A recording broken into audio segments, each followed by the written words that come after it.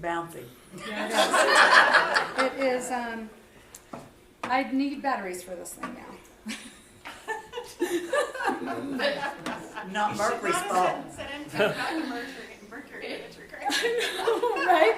I set myself up for that, didn't I? Annie, I don't see Annie in here. She went to the kitchen. Batteries out of the back. What size? 2 AA's. All right, I'm just gonna hand this to you. You can put the batteries in there for me. All right, Linda, can I use your microphone for a few minutes? You could use anything I have anytime you want. Thank you. I always knew that about her, how generous she is. All right, good morning, everybody, and welcome to Unity of Yucaipa. Good morning. It is so good to be here. I'm really happy I'm here today. So today we are continuing our Rainbow series, which is on defying gravity. And the gravity is the weight of something, right? That's what gravity is. It's the weight of something. It's based on the Carolyn Mace program of defying gravity. And it is about to defy gravity is to use the light to heal the weight of our past, okay, or grace, okay, grace or light. You could use those interchangeably. And so we are releasing the pain of our past so that we can release the gravity. That's how we defy gravity. Now the pain sits in our shadow. No, not yet? Okay. The pain is sitting in our shadow, and our shadow is showing us where we need healing. Now our shadow is where everything that has ever happened to us from the time we were little, it's stored within us somewhere as a wound. Okay, we know about that. We know how we work on our wounds and we do healing work. But when we are coming from our shadow, which is just showing us where we need to shine the light, when we come from our shadow, what it's showing us also is that we are in our most challenged. We're going to have the hardest time dealing with stuff. Everything will seem blown out of proportion because of being in the shadow. We'll be triggered really easily. We'll be reactionary instead of responding to life. So we shine a grace into the shadow so we can heal, so we can release the weight of our past, the heaviness that we carry. Is that ready? Yeah. Okay. I feel kind of awkward holding this. It's kind of weird. It's weird, isn't it? Yeah. Yeah. It's because I'm a hands talker, Yeah. Me too. right? I'm always doing that, right? There. Wow. I'm back. I'm back. Okay, so when we are carrying the weight of our past, the weight of our wounds, Is it on? that weight, yeah, it was. That weight of heaviness becomes the weight of time, W-A-I-T. When we are carrying the weight of our wounds, it slows down the time it takes us to bring the brightest good into our life. It slows down the time it takes us to heal. So we started off in the Rainbow series, the first part where we wore red, we were honoring the first chakra, the root, the tribal chakra. And this is all about our belonging, because we have a deep need to belong to our tribe, to our family, to our community. We have a deep need to belong. So our greatest fear within this chakra is not belonging, being isolated. And what puts us in our greatest fear is not being accepted and feeling humiliation and shame or embarrassment over not being fully accepted into our tribe. So this is everything is working out for me. Just get that out there. Everything is working out for me. Everything is working out. Everything is working out. Everything is working out for me. Thank you, Dave. Thank you. Woo. Okay, so that's our root, the root shadow, our big fear of being isolated, being humiliated, being shamed. But we have a root grace also that is extraordinarily powerful, more powerful than anything we could ever hide in our shadow. And this root grace is reverence. And reverence allows us to see the sacred in all of life. Because all of life is from the awe. Everything that we see, everything that's ever been, everything yet to be, everything is a creative expression of Source in all of its infinite number of ways that it can express itself. So we use the grace of reverence. That's our root grace, the grace that starts us off. So then part 2, when we wore orange, that was about our sacral chakra. And that is about our personal power within our partnerships, within our relationships. And it's not just relationships with people. It's relationships with our life. How we show up in our life. Are we living our purpose? How do we handle our relationship with giving and receiving, with money, and with other people? How do we show up going to work? How do we show up when we get in the car and we go driving somewhere? Okay, how do we show up in our own kitchen when it looks all messy, right? How are we showing up? These are all of our relationships, the package of our life. When we're empowered in that chakra, of course, we feel good and our relationships are good, but our shadow, that shadow is not having enough of something that's out here, okay? And the grace of that chakra is piety. So we move into the grace of reverence first, which is the root grace of all things. Piety is devotion to that reverence to all things. Being devoted. So today we move into the solar plexus. This is our 3rd chakra, and it's all about yellow. So you see some of us are wearing yellow today. Some of us had to try really, really hard. So I have a yellow bracelet though. This is authentically yellow. Authentically yellow. Okay, so the solar plexus is, once we feel belonging within our tribe, and then we start seeing the sacredness of all life, so we're practicing in our relationships with all things. Now we develop self-esteem and confidence, and we trust our gifts and our talents and how we show up in the world and how we give. We trust our code of honor and our integrity. We act responsibly. We take responsibility for our life right here and now, right? We know that it's our choices from this moment forward. It's how we show up in this world. That is when we are in the positive aspect of our solar plexus, the strengths. But we have a shadow in our solar plexus also, and this is the shadow of entitlement. Good. Now, when I first heard this, I've been studying this particular program, Defy Gravity, for about a year, but I heard about spiritual entitlement a long time ago, right? So when I heard this entitlement, I was like, no. I do all these practices, I read all the spiritual books, I say my affirmations, I'm not entitled. Carolyn Mays says, somewhere, someone is going to a seminar to get over you. And when I read this quote years ago, and so I had a friend, and this is back in 2005 or 2006, and she's still one of my BFFs to this day. But we had an argument about something. Although I didn't know we had an issue. She got mad, though, and went home. And she called me up later, and she said, I was really upset about this thing, so I had to journal about you. Oh. It's true. Somewhere, somebody's journaling about us and how we irritated them, right? Okay, now how entitlement can show up in our lives. It shows up in a lot of ways. Some of the ways it shows up are when we look around and we see flooding happening in Texas, right? Or other tragedies, and we think, oh God, that would never happen to me. That couldn't happen to me or my family.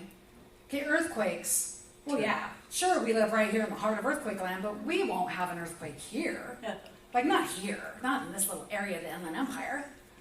Okay, that is actually entitlement. We think that we're in a bubble that protects us from those things. We ask the question, well, how did I get sick? I do all these spiritual things. I'm not supposed to get sick. How did this happen? Why did my house burn down? Right? I mean, I know somebody who, our houses are fine, but all have always been fine. But I know somebody who said that to me. Why did my house burn down? right? Because there's a big fire. Why did my business fail? Why did my marriage fall apart? Why? Like it surprises us when some of these things happen because we feel like we're in a bubble. Do you know that when we had the great stock market crash of 29, we did a lot to recover in this country. Like we really pulled ourselves up. And pretty soon we are creating and we are making more money and more money and more money. And we did overall, collectively, in the US, we believe that would never happen again.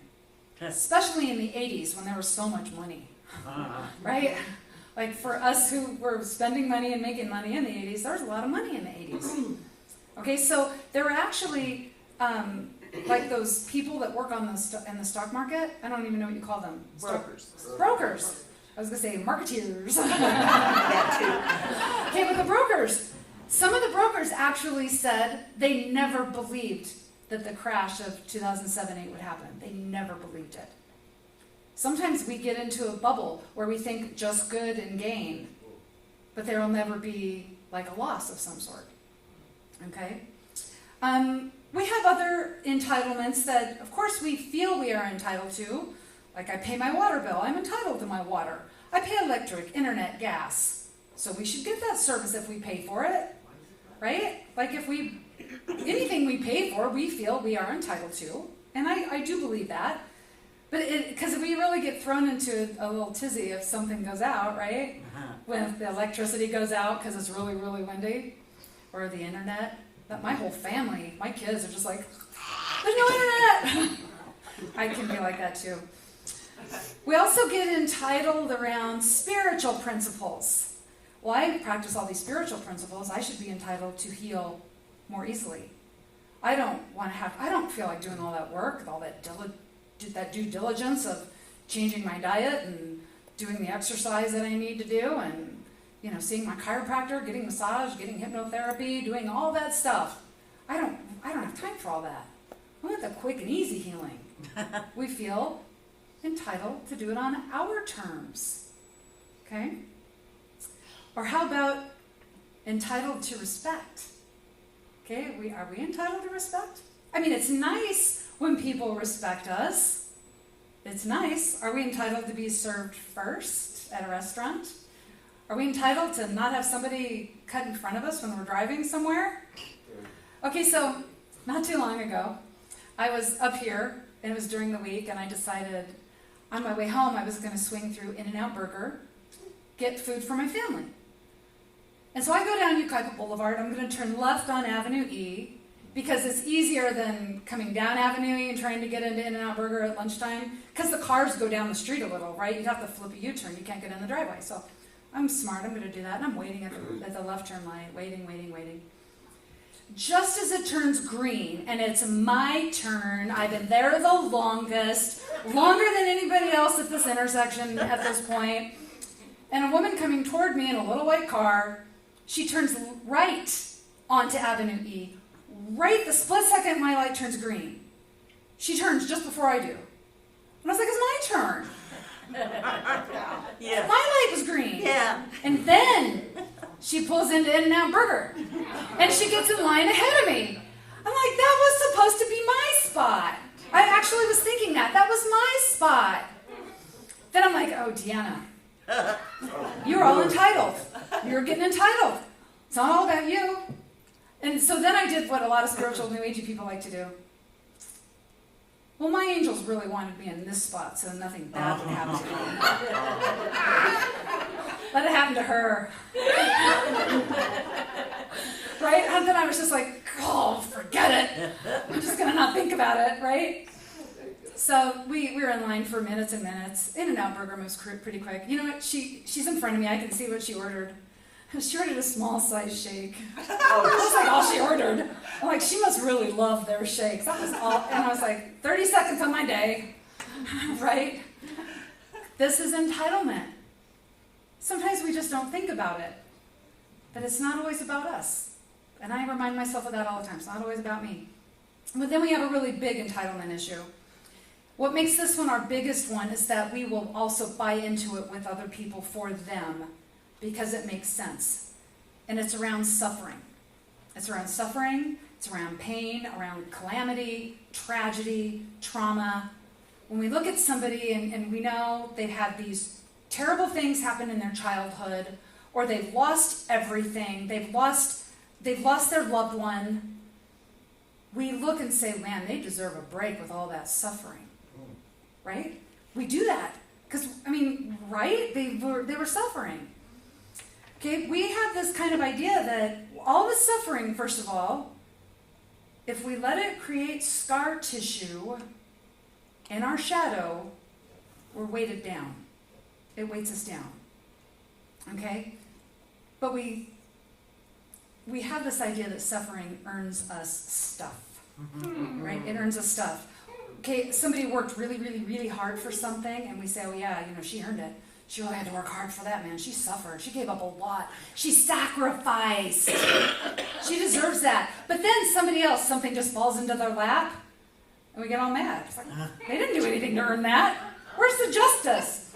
Where's the fairness? I was working really hard, and they did nothing, and they got my stuff. This is entitlement. And we can get all of our friends to move in on this with us, right? Yeah, you did work really hard. Why did she get your stuff? That's crazy. This is where Job meets Yahweh. Okay, the story of Job used to be my least favorite story in the Bible. It's now my favorite. It's now my favorite. So you know the story. The beginning, Yahweh, okay, Yahweh, the name of God in that story, meets with Satan. And he's telling him about how great Job is, because Job loves him and honors him all the time, respects him, talks great about him. Satan says, well, yeah, he gave him everything. Job's never suffered a day in his life. He's rich, has a great family, great health. Vitality is in that family. Lots of goodness. Why would he say anything bad about you? So Yahweh's like, well, do your worst, except don't kill him. That was it. Do your worst, but don't kill him. And so at that point, Job did go into the darkest of nights. He lost his family, he lost all of his money, then he lost his health. He lost his health. He was really sick. And so he has these friends show up one day to comfort him, right? They really showed up to blame the victim is what they did. His first friend, he says, you must have sinned, and now you're being punished. His other friend says, you need to be more upright and more good than you have been. His last friend says, you're too self-righteous and fearful. You brought this on yourself, law of attraction and all that. Right? So they were blaming the victim. Okay, now there's a fourth friend that gets overlooked in this story a lot. There's a fourth friend just kind of hanging back. He's the youngest of all the friends, so he's being respectful, letting the old dudes talk first. And he steps forward, and his name is Elihu. And the first thing he does is he rebukes Job's friends. He tells them they do not know what they are talking about. And then he goes on to talk about how great God is. That God is beyond our understanding.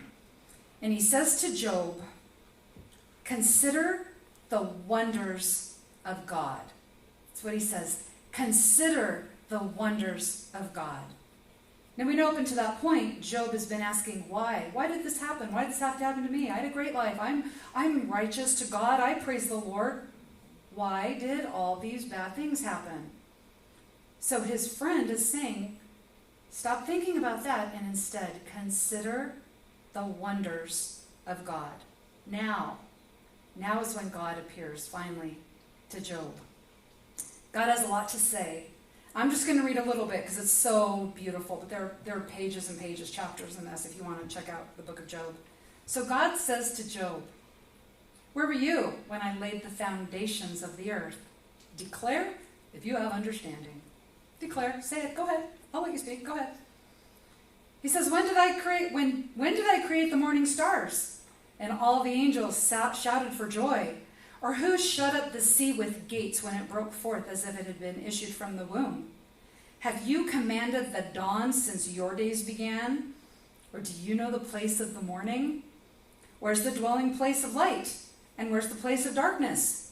Do you know its borders and the path to its house? In what manner is light distributed? And where's the place of darkness? see. Well, okay, sorry. And where does the wind come from to go across the earth? Where does the wind come from? Can you stop the movement of the Pleiades? Or have you seen the path of Orion? Do you know the laws of the heavens? Now, at this point, Job was a little embarrassed. But he sunk then into humbleness. Humbleness. Not humiliation. Humbleness. So he could surrender. He could surrender. Say, okay. Okay, and it was at that point that he could align with Source again. He could focus on the wonders that are God. And his life came back together. The good started coming through him again. The good came back to him. Now, metaphysically, this is a story of entitlement. Job represents, and this is from the Metaphysical Bible Dictionary by Charles Fillmore. Job represents the aspect of us that outwardly we seem all centered, like we're walking the walk, but secretly we get fooled by appearances, and we do allow fear and doubt to creep in. We do allow a sense of unworthiness to get the best of us sometimes. Yahweh represents our divine nature, the part of us that honors our choices, even when those choices may not honor ourselves. Okay, this is how the universe always says yes. It says yes to us no matter what because we have free will. It's up to us to make the choice. And then Satan just represents our mental tendency to get stuck on lack and limitation, to need our life to look a certain way because we think power's out there. That's what Satan metaphysically represents. All the power being out here, no connection to God within. Okay, that's Satan. His friend Elihu represents the Holy Spirit and also the recognition that our true inner self is divine in nature, that the Spirit is within us. So Job's story is about accepting the package of our life. Okay, the package of our body, our career, how we're showing up in life, all of our relationships, all the things we do. Accepting this. It's accepting this. Okay? Not asking why does something have to happen, but accepting where we are right here and right now so we can move forward. Sometimes we get stuck in this idea, why did this happen? Why is my life like this? Why aren't I living my purpose? I just know I'm born for something special. But what is that? What is that special thing I'm supposed to be doing? Now, we all are here for a specific purpose, but when we are not aligned with Spirit within us, when we are in any sort of entitlement phase, we can't connect to that. We can't hear it. We can't understand it. We don't pay attention to our intuition. Our society also keeps telling us that we need something else to be better than we are. I was talking with a friend a couple of weeks ago about this TV commercial I can remember from like 2015 or 16. It was a TV, a big one. The theme song for the commercial was a Queen song. I want it all, I want it all, I want it all, and I want it now. And the commercial was like, you need this TV now, so we'll finance you. Yeah. And life's nothing until you got this TV. Okay? We are tricked every day into thinking our senses are not good enough. We get tricked into that. We are tricked into this idea that our life isn't good enough. So we are diminishing the goodness and the sanctity of our own life, of our own body. We get in conflict with our physical form. We go into conflict with our own body. Why are you doing this? Why? I spent a lot of money on a good cream for you. I get chiropractic. Why are you doing this to me? It's entitlement. Now, when we're in conflict like that, when we're in a state of entitlement, we actually lose vital life force energy. Carolyn Mace calls this hemorrhaging our power. Okay, because there's a difference between hemorrhaging and just bleeding. We know that. We are actually hemorrhaging our vital life force energy. Anytime we ask this question, why did this have to happen? How could this have happened? Or life won't be okay until this does something out here, then we're stuck in our shadow. So we have a very powerful grace. We have a grace. Of course, we know we start with the grace of reverence, seeing the sacred in all of life, then the grace of piety, being devoted to that, being devoted to the practice of seeing the sacred in all of life, and then we call forth the grace of understanding. Okay, understanding. See, when we're in our shadow, we really believe that life revolves around us. Okay, that big picture of the universe with the little arrow, you are here, right? That's in our egos. All of our egos say that. It's all about me. And when we're in that space, when we're in our shadow, we want understanding, but we want to understand, why did you do this thing to me? I need to know that. Why did you do this thing to me? What do you think about me, like, and what I'm going through? Right? In my terminal uniqueness, I need somebody to understand my wound, because my wound is so great and different and unique. Nobody can understand it, and I need the understanding. That's in our shadow. But the grace of understanding is about transformation. Job never knew why any of this stuff happened to him. Job never had a clue. Job didn't know that. The grace of understanding asks us to focus on the wonder that is God. That's the grace of understanding. So we experience the transformation in our way of thinking, in our way of perceiving our world, and in our way of coping. That's what the grace of understanding does for us. It's not about understanding why a bad thing happened. It's about being shown that to keep focusing on why a bad thing happened is a waste of time. It keeps us in the spiral. Look what it did for Job. Nothing. Nothing. While he was dwelling on all the bad things that happened, he was stuck in suffering. And he was hemorrhaging his vital life force energy. There is a force of creation that is working through you. There's also a force of creation working through the person who ever did their worst to you. And somehow our paths intersected, right? Our paths intersected. We simply cannot know all that is going on in somebody else's soul. Just because our paths intersected and they did something that you had trouble forgiving, it doesn't mean that you get to know about all that's going on in their soul. Because what they did was about what somebody else did to them. I know we like closure. Like, we love closure, right? Closure feels good. Then we can be like, okay, yeah, see, it's all about me. Right? It's good to know why this happened. But we hardly ever get closure for things.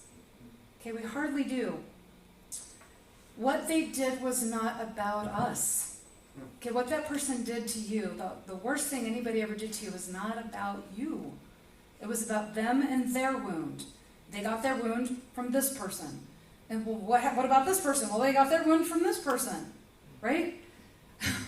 So just because their journey intersected with ours, it doesn't mean we get to know everything about them. The grace of understanding helps us stop needing to know what happened. Okay, we can stop needing to know what happened, focus on the wonder that is God, and put this to rest. Okay, because this person was wounded, they lashed out and caused pain. This person was wounded, they lashed out and caused pain. We received pain from somebody else, but we call forth the grace of understanding. We decide to focus on the wonder that is God, and we stop it here. We put that particular pain to rest. This is forgiveness. This is true forgiveness. To release it and let it go without needing to know why something happened.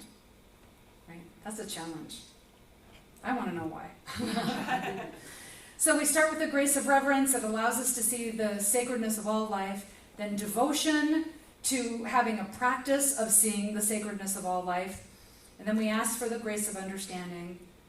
It's about helping us to understand our journey together, not about what somebody did, but to understand our journey together, to understand we are in sacred partnership with everybody. Even those who did their worst to us, we are in a sacred partnership with them. When we call forth understanding, then we get to look at that and ask, well, how can I serve in this partnership? What is my part? What is my part in this pain? How can I bring more light into this world right now? This stops us from hemorrhaging our own vital life force. And in a way, too, we help that person. And maybe they can move into the grace of understanding. Because grace is designed to be passed on. That's why we are a grace generator. Every grace that we experience for ourselves, we're passing it on. When we start focusing on reverence, the sacredness of all of life, and then devotion to paying attention to the sacredness of all of life, and now understanding, it goes out through us. So we are experiencing it, but we're also putting it out there for other people. Look at the wonder that is God, not the struggle, not the suffering. The struggle, the suffering keeps us small and weighted down. Okay, we focus on the wonder that is God. We focus on the bigness of God, how God is bigger than anything in its way. Bigger than any struggle we could contrive in our mind, right? Bigger than anything we could imagine. We focus on the bigness. We focus on the wonder. So then we see all of life as sacred. We see everyone as a holy partner on our journey. And that's how we create heaven on earth. That is how we create heaven on earth. So until next time, remember, you are the activity of spirit in a body. You are the heart and hands of spirit in this world. You are a soul designed for growth and goodness. You're a soul designed to do all this stuff. And everything you do, you are blessed, and so it is. So it is. Amen.